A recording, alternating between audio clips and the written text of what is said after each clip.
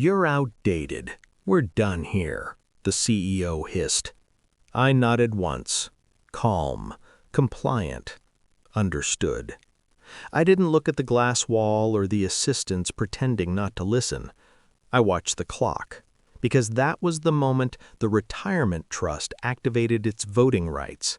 The click was silent. The consequences were not. By Monday morning, the board convened an emergency meeting with one question on the agenda. Who just fired the person who owns 76% of the shares? That question had been waiting 3 months to be asked. She filed on a Thursday. No warning, no fight, just a courier envelope and a smile I recognized as rehearsed.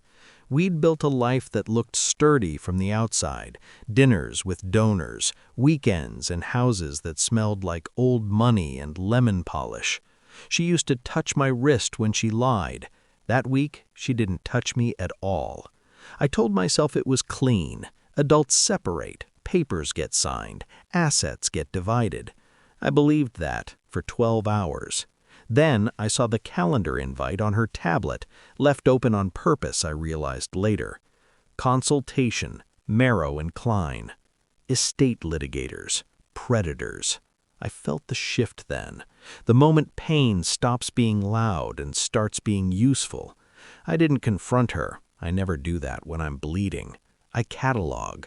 I replayed our years like a ledger, the way she asked for my grandmother's trust documents for the accountant, the way she pushed for me to step down as interim CEO when the board started grumbling about my age, the way she said, "Let the professionals run it," like she wasn't already choosing which ones. The betrayal wasn't that she left, it was that she tried to erase me while smiling.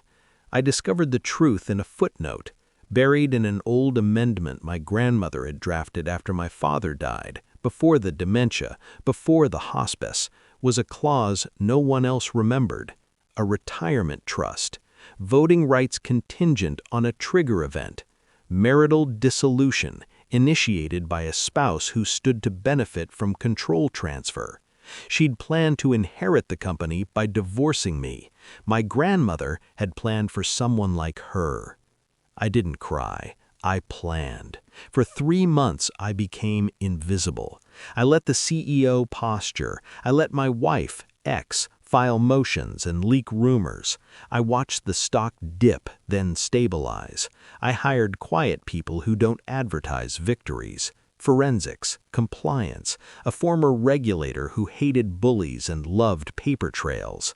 I gathered emails she thought were deleted, calls she assumed weren't recorded, side agreements with vendors who'd suddenly favored her consulting firm.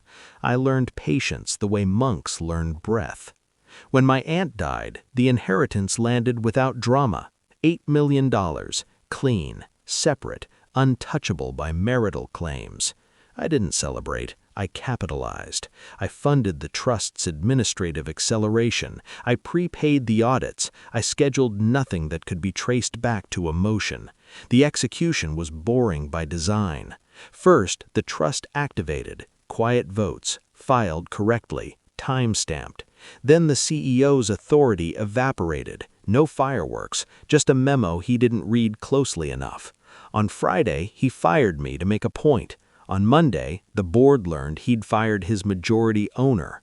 The room smelled like coffee and fear. I didn't attend. I listened. They used words like oversight and temporary misstep. He used my name like a curse.